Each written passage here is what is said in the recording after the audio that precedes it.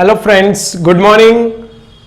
मैं शेर खान कृष्णा एकेडमी के यूट्यूब चैनल पर आपका हार्दिक स्वागत करता हूं, अभिनंदन करता हूं। एक 3-4 महीने के लंबे अरसे के बाद मैं फिर से आपसे कृष्णा एकेडमी के यूट्यूब चैनल से रूबरू होने जा रहा हूं। मैं साइंस का एक इंपॉर्टेंट पोर्शन जो केमिस्ट्री रसायन विज्ञान होता है, खास तौर से रीड सेकंड लेवल, पटवारी, कांस्टेबल और जितने भी तरह के कंपटीशन एग्जाम्स होते हैं, उन सब के लिए केमिस्ट्री का इंपॉर्टेंट टॉपिक्स आपसे डिस्कस करने के लिए मैं हाजिर हुआ हूं कृष्णा एकेडमी के यूट्यूब चैनल से। निश्चित तौर पर आपके लिए बहुत लाभान्वित होंगे आप लोग, और निश्चित तौर पर मैं आशा और उम्मीद करता हूं कि आप सब लोग घर पे स्वस्थ होंगे, मस्त होंगे, प्रसन्न होंगे। चलिए हम लोग शुरुआत करते हैं। केमिस्ट्री का एक इंपॉर्टेंट टॉपिक एटम, परमाणु के बारे में हम लोग आज डिस्कस करते हैं। हम लोग शुरुआत करेंगे, हमारा जो टॉपिक है परमाणु। परमाणु का अंग्रेजी समानार्थी शब्द है एटम। हमारे को क्यों परमाणु के बारे में जानना आवश्यक है, क्यों ये बेसिक जो कंसेप्ट है परमाणु के बारे में? क्योंकि रसायन विज्ञान का ये मानना है, जैसे आज हम लोग इस कमरे में खड़े हैं, यहां मैं आपको साइंस की तीनों शाखाओं के बारे में आपको मैं बता दूंगा। साइंस की 3 शाखाएं होती है। एक शाखा तो होती है आपका जीव विज्ञान, जिसको हम लोग बायोलॉजी बोलते हैं। एक शाखा होती है आपका रसायन विज्ञान, जिसको हम लोग केमिस्ट्री बोलते हैं। और एक शाखा होती है आपका भौतिक विज्ञान, जिसको हम लोग फिजिक्स बोलते हैं। अब जैसे आप सपोज कीजिए कि ये रूम है, इस रूम के अंदर जैसे मैं हूं, कुछ छोटे मोटे सूक्ष्म जीव हैं, टीचर्स हैं, स्टूडेंट्स हैं, वो उन सभी में जीवन पाया जाता है, इसीलिए वो सारे के सारे आते हैं जीव विज्ञान में। इस रूम में जितनी भी भौतिक वस्तुएं हैं, चाहे ये बोर्ड है, मेरे हाथ में मार्कर है, यहाँ टेबल, कुर्सी, फैन, ये सब भौतिक वस्तुएं हैं, तो इनका अध्ययन किया जाता है भौतिक विज्ञान में। और अब इसके पश्चात अगर मान लीजिए कि मैं बीमार हो गया, तो मैं जो केमिकल, जो ड्रग्स यूज कर रहा हूं, जो दवाई यूज कर रहा हूं, जो रसायन के तौर पर यूज कर रहा हूं, या मान लीजिए कि ये पंखा है, इस पंखे में अगर कोई खराबी आ गई है, तो इसमें ग्रीस देना, ऑयल देना या इसकी रिपेयरिंग वगैरह करना, जिन केमिकल्स का यूज किया जा रहा है, तो उसका अध्ययन हम लोग रसायन विज्ञान के अंतर्गत करते हैं। तो रसायन विज्ञान जो ब्रांच है, उसका यह मानना है कि इस प्रकृति की प्रत्येक वस्तु या प्रत्येक पदार्थ जो है, उसका सबसे छोटा कण परमाणु होता है। तो यानी कि अगर आपको पदार्थ के कंसेप्ट पर जाना है, तो उसके लिए सबसे पहले आपको परमाणु के बारे में समझना होगा कि आखिर परमाणु क्या है, परमाणु का स्ट्रक्चर कैसा होता है, और किस प्रकार से परमाणु मिलकर किसी पदार्थ का निर्माण करते हैं। परमाणु खुद अपने आप में बहुत बड़ी अवधारणा है। तो हम लोग सबसे पहले बात करेंगे परमाणु के ऊपर कि आखिर परमाणु क्या होता है। तो सबसे पहले बात करते हैं परमाणु के ऊपर। तो परमाणु का डेफिनेशन होता है अणु का वह सूक्ष्मतम भाग जिसे और अधिक विभाजित नहीं किया जा सकता है, परमाणु कहलाता है। अब बात आती है कि अणु क्या है, क्योंकि परमाणु जो है वो अणु का सबसे सूक्ष्मतम भाग है। तो ये बात हो गई कि अणु क्या है। तो हमेशा ध्यान रखिए कि प्रकृति के अंदर कोई भी पदार्थ या तो अणु के रूप में या यौगिक के रूप में पाया जाता है। तो अगर आप लोग अणु को इतना तोड़ देते हो कि इसके पश्चात इसको तोड़ना संभव नहीं है, तो वो अणु का सूक्ष्मतम पार्ट जो होगा वो क्या कहलाएगा? परमाणु। जैसे अगर मेरे हाथ में ये मार्कर है, अगर ये एक अणु है, इस अणु का मैं सबसे सूक्ष्मतम भाग निकाल दूं, इसके पश्चात इस कण को और अधिक नहीं तोड़ सकता, तो वो क्या कहलाएगा? परमाणु कहलाएगा। इसका मतलब ये हो गया कि अगर मैं एक परमाणु और दूसरे परमाणु को आपस में जोड़ता हूं, तो वो क्या कहलाएगा? अणु कहलाएगा। मतलब परमाणु और परमाणु मिलकर अणु का निर्माण करते हैं। और अगर आप लोग अणु को विभाजित करते हो, तो अणु से विभाजित होने पर जो कण बचता है उसको क्या कहते हैं? उसको परमाणु कहते हैं। तो डेफिनेशन के तौर पर आप देखिए, अणु का वह सूक्ष्मतम भाग, यानी सूक्ष्मतम होना चाहिए जिसको आप और अधिक विभाजित नहीं कर सकते हो, वो क्या कहलाएगा? आपके परमाणु कहलाएगा। अगली बात करते हैं हम लोग, जैसे कि हमारे वायुमंडल के अंदर ऑक्सीजन गैस जो होती है, जो हमारे जीवनदायिनी गैस होती है, प्राणदायक गैस भी जिसको बोलते हैं। एक यहां से इंपॉर्टेंट सवाल अभी फर्स्ट ग्रेड के अंदर आपको देखने को मिला था। अभी जो फर्स्ट ग्रेड हुई थी उसमें कि वायुमंडल में ऑक्सीजन जो गैस होती है वो कितने प्रतिशत पाई जाती है।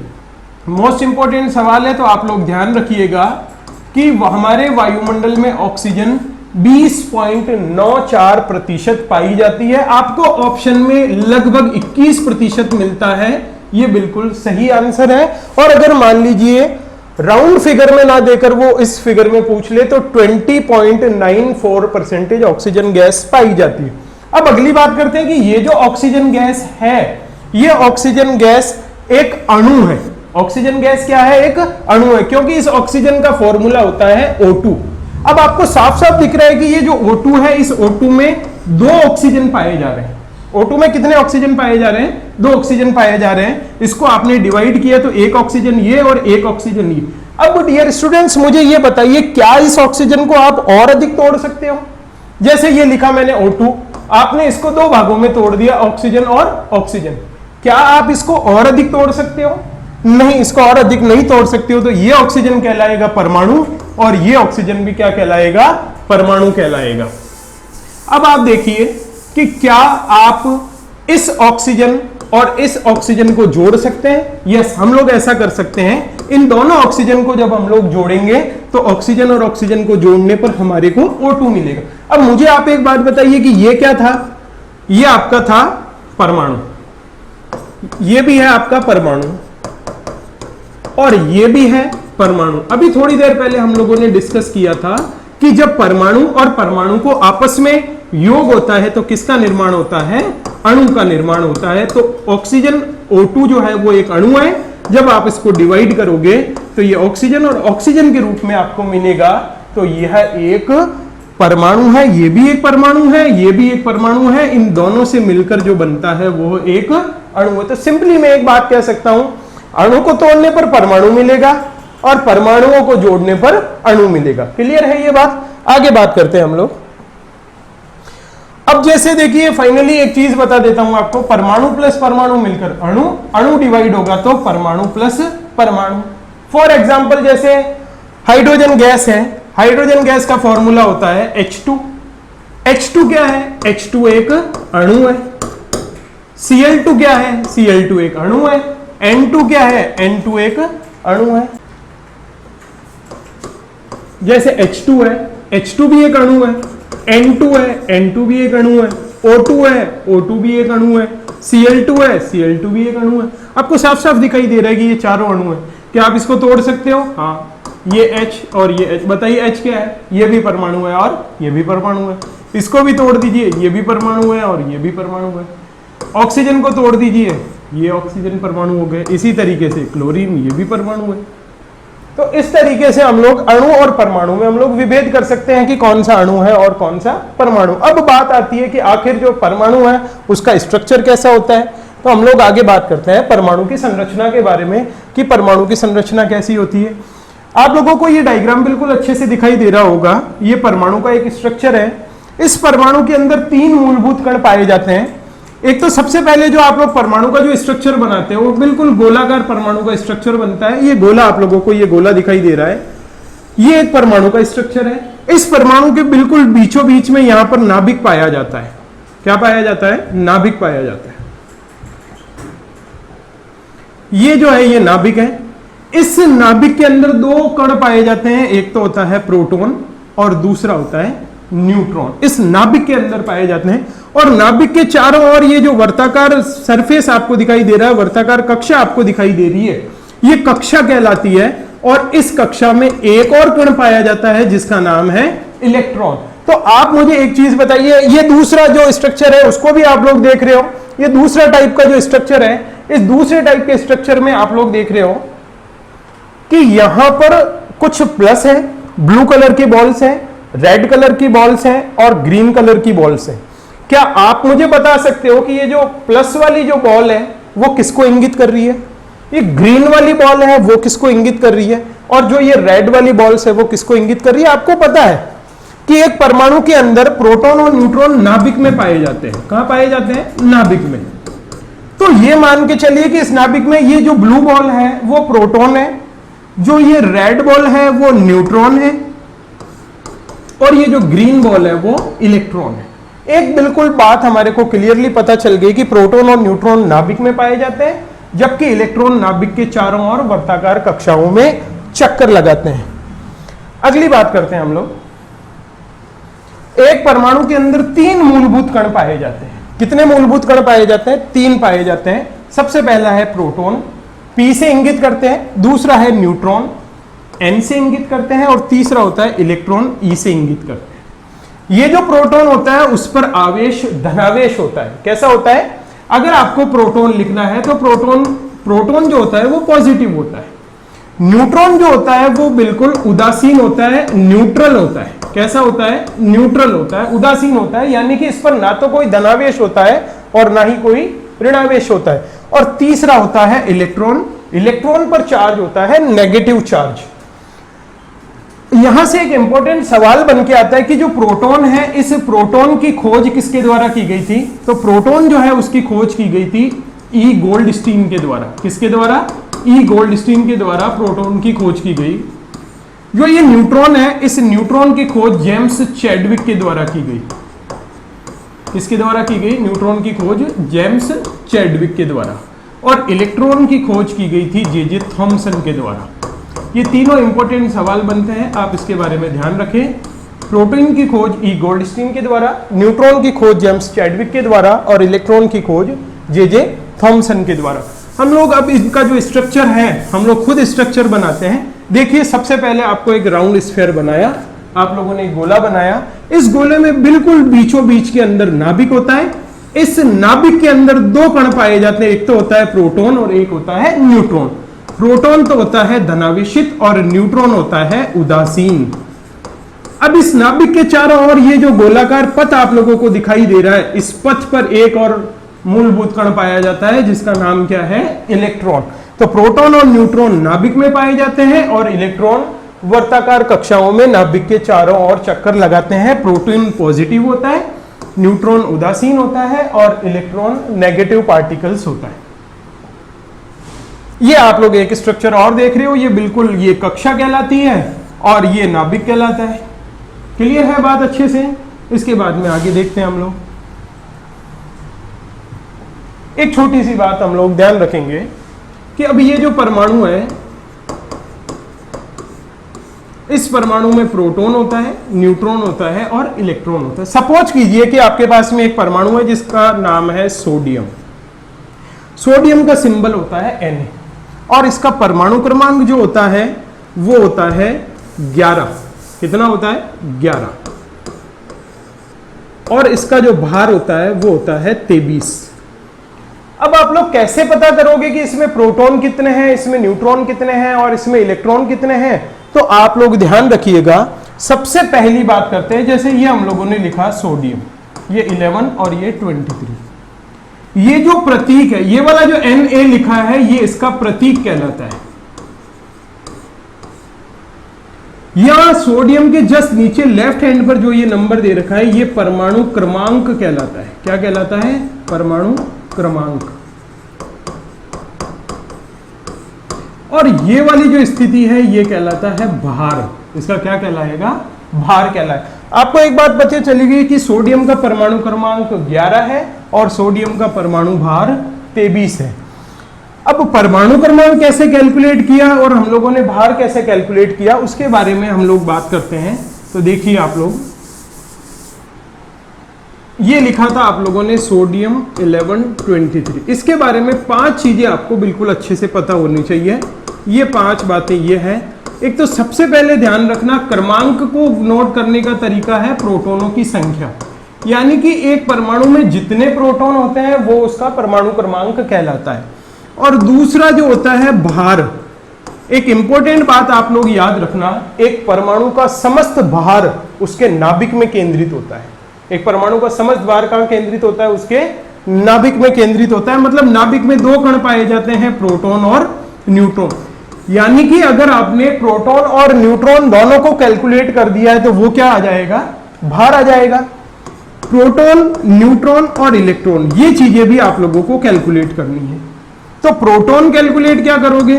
जो उस परमाणु का परमाणु क्रमांक है वो ही प्रोटॉनों की संख्या है। क्लियर है बात? तीन चीजें बिल्कुल क्लियर है। आप इसको देख रहे हो, इसका परमाणु क्रमांक कितना आ गया, 11 आ गया, भार कितना आ गया, 23 आ गया। अब ये जो 23 है ना, ये प्रोटॉन प्लस न्यूट्रॉन दोनों मिलाकर 23 है। अब इसमें से आपको पता है कि आपके पास प्रोटॉन 11 है, तो न्यूट्रॉन कितने बच गए, 23 माइनस 11 इक्वल्स टू 12। बात समझ में आई। इसी तरीके से जैसे अगर मान लीजिए आप लोगों ने एक बात लिख दी, जैसे कि क्लोरीन 1735, ये है जैसे कि क्लोरीन 1735, तो आप मुझे बताइए इसका क्रमांक कितना है, इसका क्रमांक हो जाएगा कितना, 17। क्लियर। भार कितना हो जाएगा, भार हो जाएगा 35। प्रोटॉन कितने हो जाएंगे, यही परमाणु क्रमांक है और यही प्रोटॉन है, तो प्रोटॉन कितने हो गए, 17। अब ये जो भार है ना 35, ये प्रोटॉन और न्यूट्रॉन दोनों मिलाकर है 35। उसमें से आपको पता है आपके पास प्रोटॉन 17 है, तो न्यूट्रॉन कितने बचे, 35 माइनस 17 बराबर 18। क्लियर है ये बात। और अब एक जो इंपॉर्टेंट बात है वो है कि इलेक्ट्रॉन की संख्या कैसे कैलकुलेट करेंगे। आप मेरी एक लाइन हमेशा ध्यान में रखना, उदासीन परमाणु में जितने प्रोटॉन होते हैं उतने ही इलेक्ट्रॉन होते हैं। अब बात आती है कि उदासीन परमाणु कौन सा है। अगर मान लीजिए कि एक परमाणु ऐसा लिखा हुआ है X, एक लिखा हुआ है ऐसा X प्लस और एक लिखा हुआ है X माइनस, इन तीनों में एक ऐसा लग रहा है जिस पर ना तो कोई प्लस का चिन्ह है ना ही कोई माइनस का चिन्ह है, तो यह परमाणु कहलाता है उदासीन परमाणु। इस उदासीन परमाणु में जितने प्रोटॉन होंगे उतने ही इलेक्ट्रॉन होंगे। अब आप अपने इस परमाणु को देखिए गौर से, इस परमाणु को गौर से देखने पर आपको पता चलेगा ना तो इस पर कोई प्लस का चिन्ह है और ना ही इस पर कोई माइनस का चिन्ह है, तो यह परमाणु कैसा है, उदासीन परमाणु है। तो उदासीन परमाणु में जितने प्रोटॉन होते हैं उतने ही इलेक्ट्रॉन होते हैं। तो इसमें प्रोटॉन कितने हैं, 17, तो इलेक्ट्रॉन भी कितने होंगे, 17। क्लियर हुई ये बात। एक एग्जांपल हम लोग और देख लेते हैं।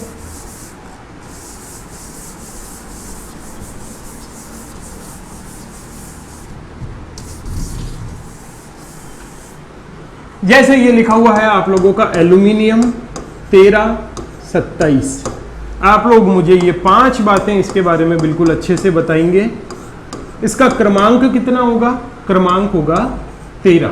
क्लियर है। ये जो नीचे नंबर लिख रखा होता है वही क्रमांक होता है, और जो क्रमांक होता है वही प्रोटॉन होते हैं, जो प्रोटॉन होते हैं वही क्रमांक होते हैं। यहां से 2 बातें आपको पता चल जाएगी, परमाणु क्रमांक 13 है, प्रोटॉन 13 है। ये नंबर क्या लिखा हुआ है, ये लिखा हुआ है भार। क्या है, भार। तो इसका भार कितना होगा, 27। क्लियर है। अब ये बताइए मुझे कि इस भार में कौन कौन से 2 कण होते हैं। भार में 2 कण होते हैं, एक तो होता है प्रोटॉन और एक होता है न्यूट्रॉन। तो प्रोटॉन और न्यूट्रॉन मिलकर कितने हैं, 27 हैं। प्रोटॉन और न्यूट्रॉन मिलकर कितने हैं, 27। अब इसमें से ये बताइए मुझे, आपके पास में प्रोटॉन कितने हैं, प्रोटॉन 13 है। 13 में और क्या जोड़ोगे कि 27 हो जाएगा, तो 13 में हम लोग 14 जोड़ेंगे तो कितने हो जाएंगे, 27। तो इसका मतलब न्यूट्रॉन कितने हो गए, 27 माइनस 13 बराबर 14।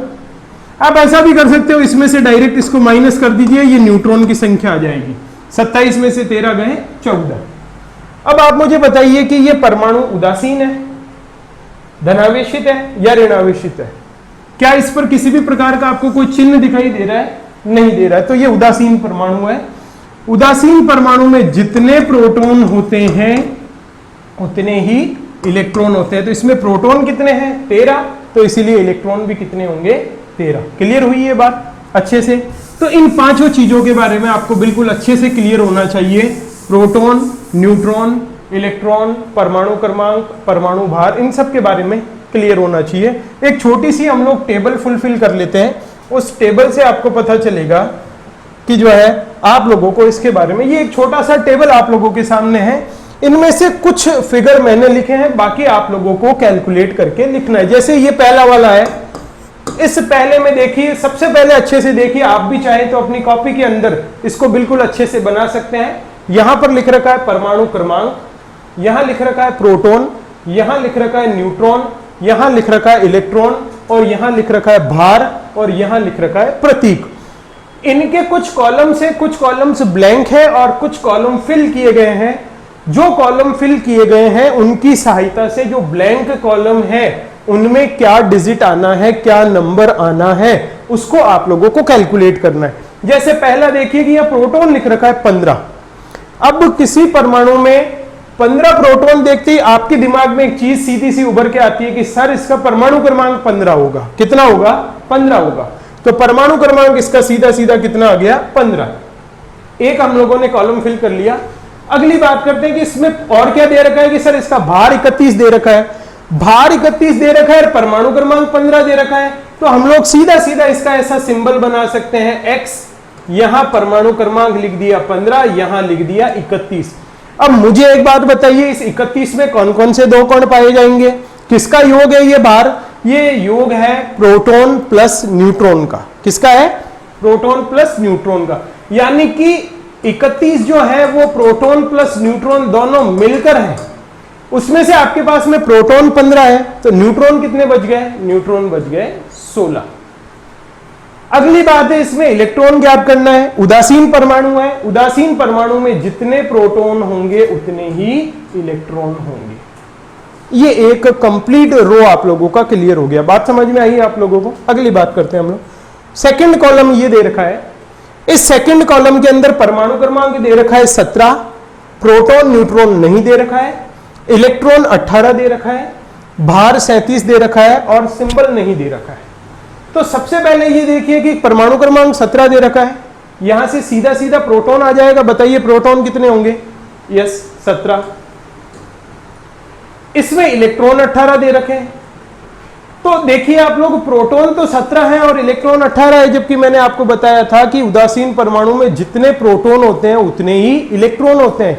इसका मतलब यह है उदासीन परमाणु नहीं है, या तो ये धनावेशित है या ये ऋणावेशित है। अब प्रोटॉन है 17, इलेक्ट्रॉन भी होने चाहिए कितने? 17, लेकिन इसने क्या किया? एक ग्रहण कर लिया। एक इलेक्ट्रॉन क्या किया?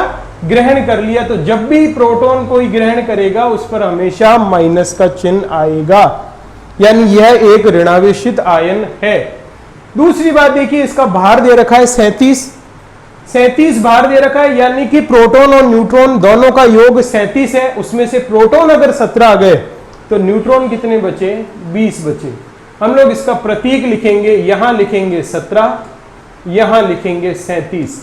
ये परमाणु क्रमांक, ये भार, और चूंकि प्रोटॉन 17 है और इलेक्ट्रॉन 18 है, यानी कि इसने एक इलेक्ट्रॉन ग्रहण कर लिया।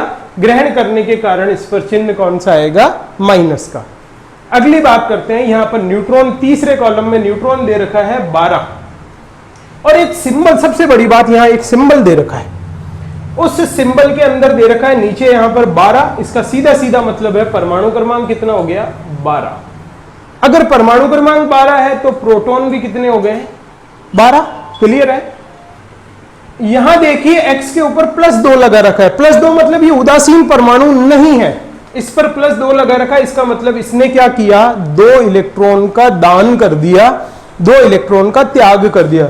देखिए स्टूडेंट्स, अगर कोई परमाणु ऐसा लिखा हुआ है x, उसके ऊपर ना तो कोई प्लस है ना ही कोई माइनस है, इस कंडीशन में उदासीन कहलाता है। लेकिन अगर एक परमाणु अगर अपने इलेक्ट्रॉनों का त्याग कर देता है, एक परमाणु अपने इलेक्ट्रॉनों का त्याग कर देता है, तब उस पर चिन्ह आता है प्लस का, और जब एक परमाणु इलेक्ट्रॉन ग्रहण करता है तब उस पर चिन्ह आता है माइनस का। तो चूंकि इसने 2 इलेक्ट्रॉनों का दान कर दिया है, 2 इलेक्ट्रॉन त्याग दिए हैं, इसीलिए इस पर +2 आया है। मतलब इसने, प्रोटॉन है 15 तो प्रोटॉन है 12, तो इलेक्ट्रॉन भी होने चाहिए 12, लेकिन इसने 2 त्याग दिए, तो 2 त्यागने पर कितने बचेंगे? 10। अगली बात, प्रोटॉन है 12, न्यूट्रॉन भी है 12, तो 12 और 12 मिलकर भार कितना होगा? 24। क्लियर है बात अच्छे से? अगली बात देखें, परमाणु क्रमांक है 13 और न्यूट्रॉन दे रखा है 12, और साथ में एक सिंबल भी दे रखा है x+3। क्लियर है? तो सबसे पहले देखें कि परमाणु क्रमांक 13 है तो प्रोटॉन भी कितना हो जाएगा? 13। प्रोटॉन है 13, न्यूट्रॉन है 12, तो 13 और 12 मिलकर भार कितना हो जाएगा? 25। अब देखिए यहां पर भी एक ट्विस्ट है। ट्विस्ट ये है कि x के ऊपर +3 लग रखा है। +3 का ये मतलब क्या है? +3 का मतलब कि इसने अपने 3 इलेक्ट्रॉन त्याग दिए। तो प्रोटॉन है 13, इलेक्ट्रॉन भी होने तो चाहिए कितने, 13, लेकिन इसने क्या किया, 3 इलेक्ट्रॉन त्याग दिए, तो इलेक्ट्रॉन कितने बचे, 10 इलेक्ट्रॉन बचे। ये टेबल आप लोगों को घर पे भी बैठकर जो भी आप लोग नंबर ले सकते हैं वो नंबर आप लोग लें और इसको बिल्कुल अच्छे से इसको आप लोग जो है कंटिन्यू इसको सॉल्व करते रहें। अगली बात देखें, ये प्लस और माइनस वाली जो बात है, तो आप लोग बिल्कुल इस बात को अच्छे से बिठा देना। अगर किसी के ऊपर प्लस का चिन्ह आ रहा है, इसका मतलब है प्लस का तो अर्थ होता है त्यागना। प्लस का चिन्ह तब आएगा जब एक परमाणु अपने इलेक्ट्रॉन त्याग देगा, और माइनस का चिन्ह तब आएगा जब एक परमाणु जो है इलेक्ट्रॉन ग्रहण करेगा। ठीक है,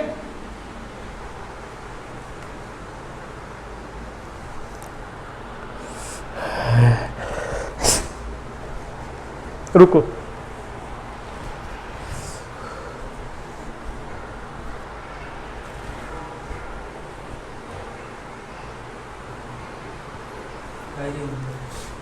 जैसे सपोज कीजिए कि ये एक परमाणु लिख रखा है X, एक पर लगा दिया है मैंने प्लस और एक पर लगा दिया है मैंने माइनस, तो इसको तो मैं कहूंगा उदासीन,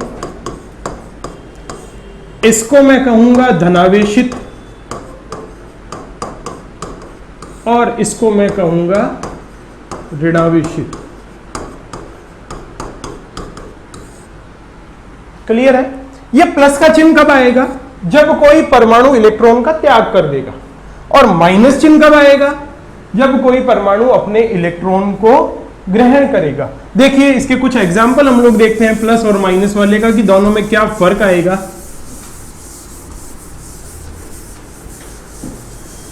जैसे हम लोग एक छोटा सा एग्जाम्पल लेते हैं, 11 सोडियम 23, और एक ले लिया हम लोगों ने 11 सोडियम 23 और प्लस। यहां प्लस के आगे कोई नंबर नहीं लिख रखा है, मतलब +1 है। ठीक है, अब आप लोग देखेंगे इसको बिल्कुल अच्छे से। आप लोग देखिए कि इसका परमाणु क्रमांक कितना होगा, 11 होगा, इसका भी कितना होगा, 11 होगा। दोनों के भार की बात करते हैं, इसका भार कितना है, 23 है, इसका भी भार कितना है, 23 है। क्लियर है? इसका परमाणु क्रमांक कितना है, 11, तो प्रोटॉन भी कितने होंगे, 11। इसका परमाणु क्रमांक कितना है, 11, तो प्रोटॉन भी कितने होंगे, 11। अब आप न्यूट्रॉन की संख्या कैलकुलेट कीजिए, 23 माइनस 11 बराबर 12, इसमें भी 23 माइनस 11 बराबर 12। यहां तक देखिए आप, परमाणु क्रमांक, भार, प्रोटॉन, न्यूट्रॉन, चारों चीजें सेम है। प्लस माइनस या उदासीन का इन चारों डिजिट्स पर कोई फर्क नहीं पड़ता है। लेकिन अगर इलेक्ट्रॉन की आती है, मैंने अभी आपको बताया था ये परमाणु उदासीन है। उदासीन परमाणु में जितने प्रोटॉन होते हैं उतने ही इलेक्ट्रॉन होते हैं। लेकिन क्या ये उदासीन परमाणु है? नहीं, ये उदासीन नहीं है, ये धनावेशित है। अब आप बताइए मुझे, धनावेशित का कण कब आता है, धन का चिन्ह कब आता है, जब वो एक इलेक्ट्रॉन त्यागता है। तो इलेक्ट्रॉन त्याग दिया मतलब कितना इलेक्ट्रॉन त्यागा, एक इलेक्ट्रॉन त्याग दिया। तो एक इलेक्ट्रॉन त्यागने पर इसका देखिए परमाणु क्रमांक 11 है, इसलिए प्रोटॉन 11 है। इलेक्ट्रॉन भी होने कितने चाहिए, 11, लेकिन इसने क्या किया, 11 में से एक त्याग दिया, तो पीछे कितने बचे, 10। तो इन दोनों में सिर्फ एक फर्क है, इसके पास 11 इलेक्ट्रॉन है और इसके पास 10 इलेक्ट्रॉन है। चलिए हम लोग एक दो सवाल हम लोग देखते हैं कि ये सवाल किस तरीके से, इसी से रिलेटेड हम लोग एक दो सवाल यहां देखते हैं। मैं आपके सामने लिख रहा हूं, आप मुझे बताएं कि किस तरीके से आप लोग इन सवालों को किस तरीके से देखते हो। जैसे सपोज कीजिए कि ये फास्फोरस है, आप मुझे बेसिकली इसमें फर्क बताइए कि दोनों में फर्क क्या है। एक लिख रखा है 15 फास्फोरस प्लस 3, एक लिख रखा है 15 फास्फोरस प्लस 5। भाई इसका परमाणु क्रमांक 15 है और उसका भी परमाणु क्रमांक 15 है, तो इलेक्ट्रॉन तो इसमें भी 15 होने चाहिए और इसमें भी 15 होने चाहिए। लेकिन ये उदासीन परमाणु नहीं है, एक पर +3 का चार्ज है और एक पर +5 का चार्ज है। प्लस का चिन्ह कब आता है, जब कोई परमाणु इलेक्ट्रॉन त्यागता है। तो इलेक्ट्रॉन इसने कितने त्याग दिए, 3, तो 3 माइनस कर दो, 15 में से 3 गए 12। इसके पास कितने इलेक्ट्रॉन है, 12 इलेक्ट्रॉन है। लेकिन इसने कितने इलेक्ट्रॉन त्यागे?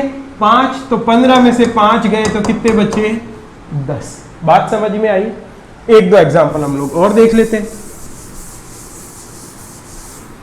जैसे ये है क्लोरीन 17 माइनस, बताइए इलेक्ट्रॉन कितने होंगे?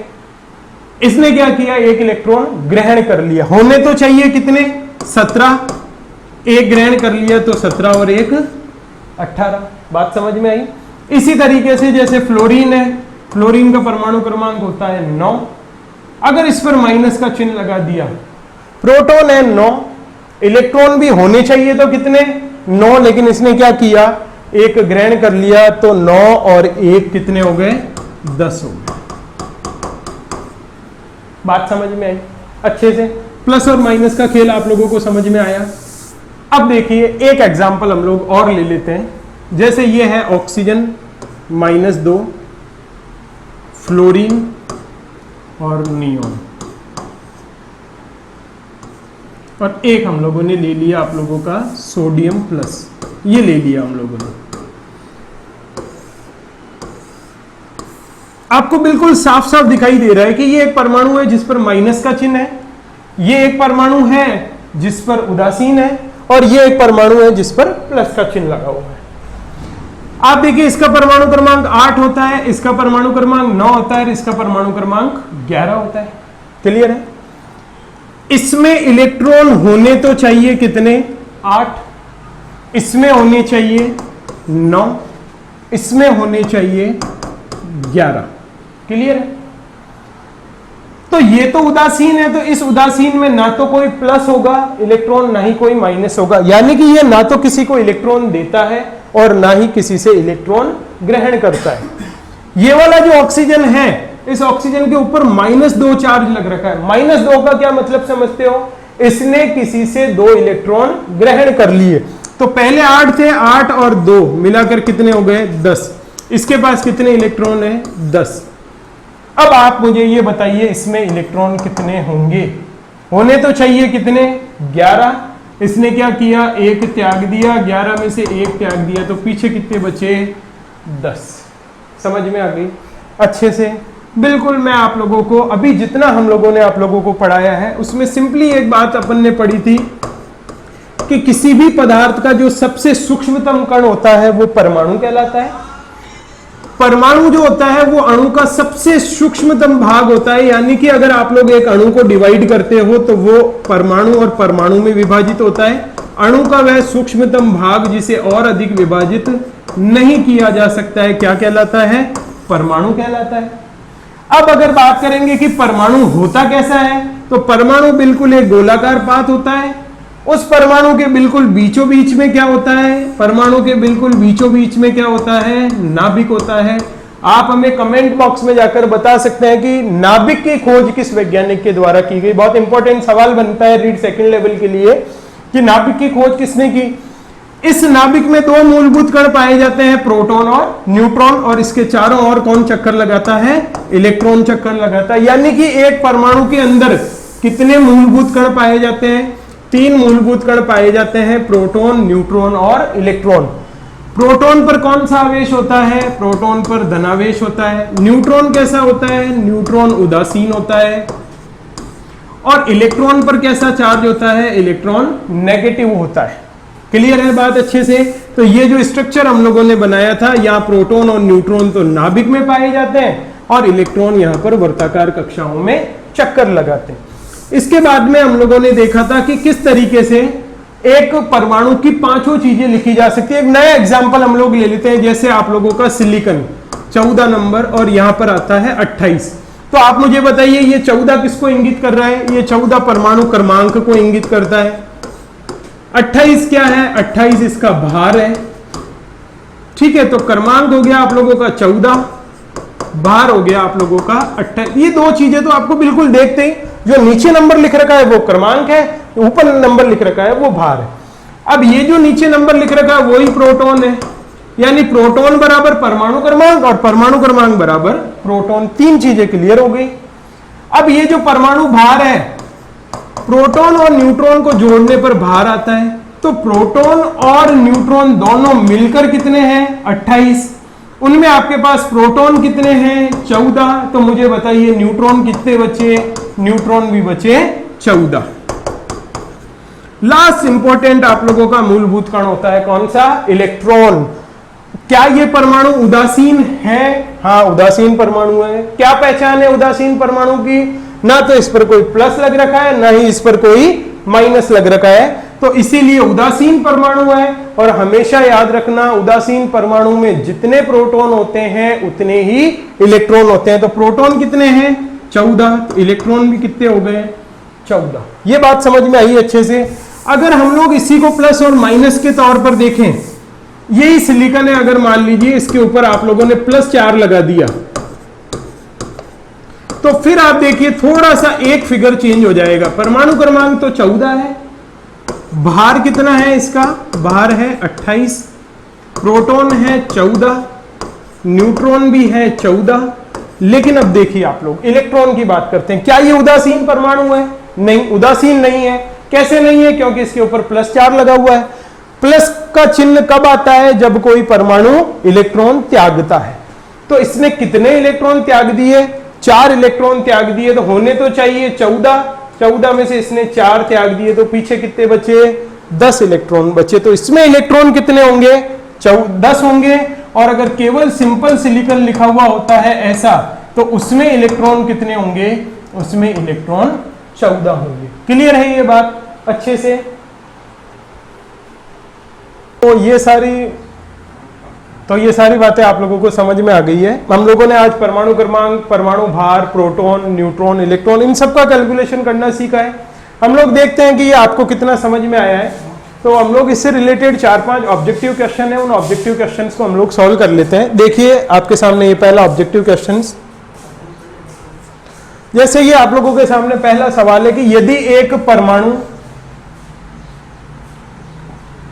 जिसका परमाणु क्रमांक 15 है, मान लीजिए कि इसको देखिए, इसको सॉल्व करने का तरीका है, आप लोगों ने लिखा पहले तो x और इसका परमाणु क्रमांक है 15। यदि यह 3 इलेक्ट्रॉन त्याग देता है, कितने इलेक्ट्रॉन त्याग रहा है 3 इलेक्ट्रॉन त्याग रहा है, तो इस पर चिन्ह कौन सा आएगा +3। ये एक क्वेश्चन को जमाने का तरीका है। तो इसमें प्रोटॉनों की संख्या ज्ञात। अब देखिए ये घुमाने वाला क्वेश्चन है, इसलिए है क्योंकि इसने त्यागे तो इलेक्ट्रॉन है और वो संख्या पूछ रहा है प्रोटॉन की। अगर कोई होता है तो सीधा सीधा क्या करता है, 15 थे इसके पास में 3 त्याग दिए, हो गए 12, और वो सीधा सीधा इसको क्लिक कर देता है। ये गलत है। वो पूछ रहा है कि प्रोटॉनों की संख्या ज्ञात करो। तो आप मुझे बताइए जिसका परमाणु क्रमांक 15 है उसमें प्रोटॉन कितने होंगे, प्रोटॉन 15 होंगे। इलेक्ट्रॉन त्यागने का क्या प्रोटॉनों की संख्या पर कोई फर्क पड़ेगा, नहीं पड़ेगा। तो इसमें प्रोटॉन कितने होंगे 15, तीसरा ऑप्शन। बात समझ में, इसी तरह का घुमाया हुआ सवाल आया हुआ एग्जाम में। दूसरा सवाल हम लोग देखते हैं, यदि एक परमाणु जिसका परमाणु भार 37 है, फिर से सवाल को जमा लीजिए, x ये परमाणु भार हो गया इसका 37। यदि यह 1 इलेक्ट्रॉन त्याग देता है, कितना इलेक्ट्रॉन त्याग रहा है, 1 इलेक्ट्रॉन त्याग रहा है, तो त्यागने पर इस पर चिन्ह कौन सा आएगा +1। तो अब उसके परमाणु भार में कितनी वृद्धि या कितनी कमी होगी। इसका परमाणु भार 37 है, यदि एक परमाणु 1 इलेक्ट्रॉन त्याग देता है तो इसका परमाणु भार जो 37 है उसमें कितनी वृद्धि या कमी होगी। इसके 4 ऑप्शन देखिए, 1 की वृद्धि हो जाएगी, -1 1 की कमी हो जाएगी, और कोई परिवर्तन नहीं, यानी कि जो 37 है वो 37 ही रहेगा, और इनमें से कोई। तो बताइए बच्चों इनमें से कौन सा ऑप्शन सही होगा। आप हमारे को कमेंट बॉक्स में जाकर इसका आंसर दे सकते हैं। तो देखिए बच्चों, इसने 1 इलेक्ट्रॉन त्यागा है, जबकि परमाणु भार जो होता है उसमें प्रोटॉन और न्यूट्रॉन का योग होता है। किसका योग होता है, प्रोटॉन और न्यूट्रॉन का योग होता है। तो इसने तो इलेक्ट्रॉन त्यागा, तो क्या प्रोटॉन और न्यूट्रॉन की संख्या में कोई परिवर्तन होगा, नहीं। इसका परमाणु भार 37 है, 37 ही रहेगा, अर्थात इसमें कोई परिवर्तन नहीं होगा। तो कौन सा ऑप्शन सही होगा, तीसरा ऑप्शन सही होगा। क्लियर है, आ रहा है समझ में। अगला सवाल देखते हैं, ये लिख रखा है फास्फोरस +3, यानी एक परमाणु है जो फास्फोरस है। इस फास्फोरस का ध्यान रखना, परमाणु क्रमांक 15 होता है। कितना होता है 15, और उसके ऊपर सिंबल लग रखा है +3। फास्फोरस +3 में इलेक्ट्रॉनों की संख्या ज्ञात कीजिए। बहुत अच्छा सवाल है। तो आप लोग देखिए, इसका परमाणु क्रमांक कितना है 15। परमाणु क्रमांक 15 है तो इलेक्ट्रॉन प्रोटॉन भी होंगे 15, प्रोटॉन कितने होंगे 15, इलेक्ट्रॉन भी कितने होंगे 15। लेकिन इसने अपने 15 इलेक्ट्रॉनों में से क्या किया, 3 इलेक्ट्रॉन त्याग दिए, तो 15 में से 3 इलेक्ट्रॉन गए तो पीछे कितने बचे 12। ये रहा हमारा तीसरा ऑप्शन सही, 15 में से 3 गए 12 इलेक्ट्रॉन। क्लियर है। अगला सवाल देखते हैं हम लोग। F माइनस, ये F सिंबल है फ्लोरीन का और इस पर चिन्ह कौन सा लग रखा है माइनस। अब आप बताइए फ्लोरीन का परमाणु क्रमांक कितना होता है 9। इस फ्लोरीन माइनस में प्रोटॉनों की संख्या ज्ञात करनी है। पहला ऑप्शन है 9, दूसरा है 10, तीसरा है 8 और चौथा है 11। अब देखिए आप लोग, प्रोटॉनों की संख्या ज्ञात करनी है तो सीधा सीधा ये प्लस माइनस कोई मायने नहीं रखता है, क्योंकि प्रोटॉनों की बात कर रहा है। प्रोटॉन मतलब परमाणु क्रमांक, प्रोटॉनों की संख्या बराबर परमाणु क्रमांक। इसका परमाणु क्रमांक कितना है 9 है, तो प्रोटॉनों की संख्या भी कितनी होगी 9 होगी। प्रोटॉनों की संख्या भी कितनी होगी 9 होगी। समझ में आई बात। अगर ये यहां सवाल पूछता कि इलेक्ट्रॉनों की संख्या ज्ञात करो, तब ये माइनस का चिन्ह मायने रखता। प्रोटॉन है 9, इलेक्ट्रॉन भी होंगे 9, लेकिन इसने क्या किया, एक ग्रहण कर लिया तो 9 और 1 10। अगर इलेक्ट्रॉन पूछता तो इलेक्ट्रॉन होते 10 और अगर प्रोटॉन पूछे हैं तो प्रोटॉन होंगे 9। अगली बात करते हैं हम लोग।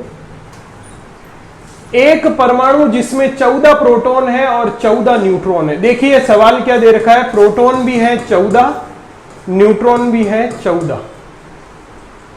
आपको एक बात क्लियर हो गई होगी, प्रोटॉन प्लस न्यूट्रॉन मिलकर इसका भार कहलाता है। क्या कहलाता है भार। देखिए इसको सिंबल के तौर पर आप लोग कैसे सेट करोगे।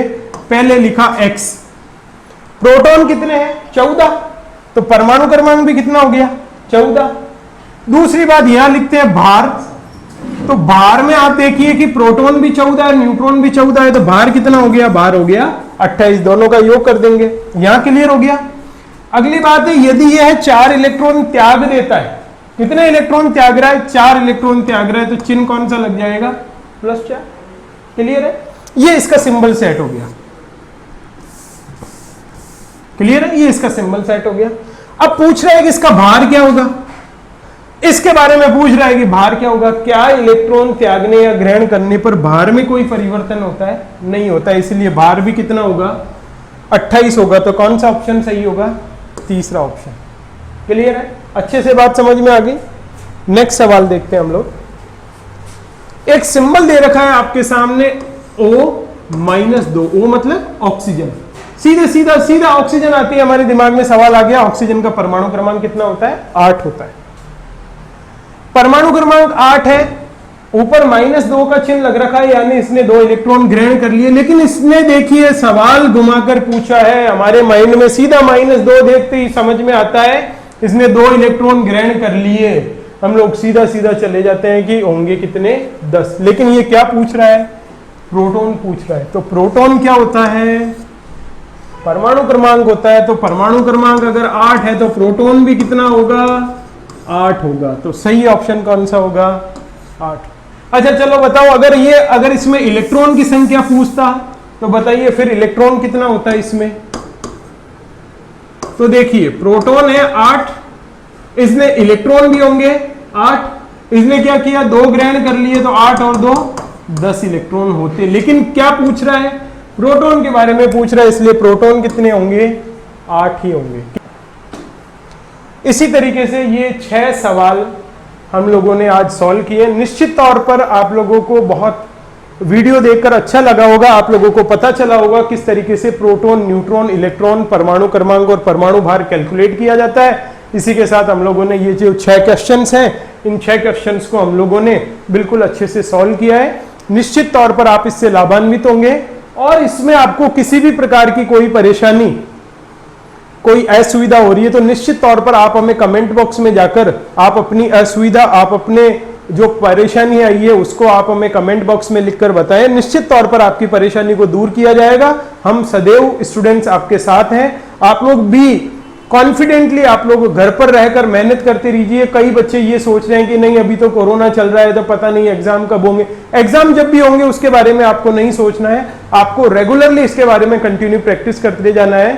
अगली क्लास में हम लोग इसके आगे चर्चा करेंगे। हमारी 3-4 क्लासें फाउंडेशन वाली क्लासें होगी और उसके जस्ट बाद हम लोग एक ऐसा ट्रैक पकड़ लेंगे जहां से पूरा का पूरा केमिस्ट्री का पोर्शन आपका बिल्कुल अच्छे से हो जाएगा। मैं आशा और उम्मीद करता हूं कि आप लोगों को ये वीडियो पसंद आया होगा।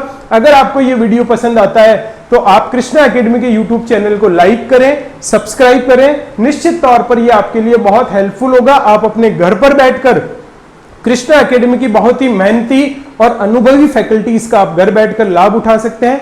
इसी के साथ आज के लिए इतना ही। जय हिंद, जय भारत।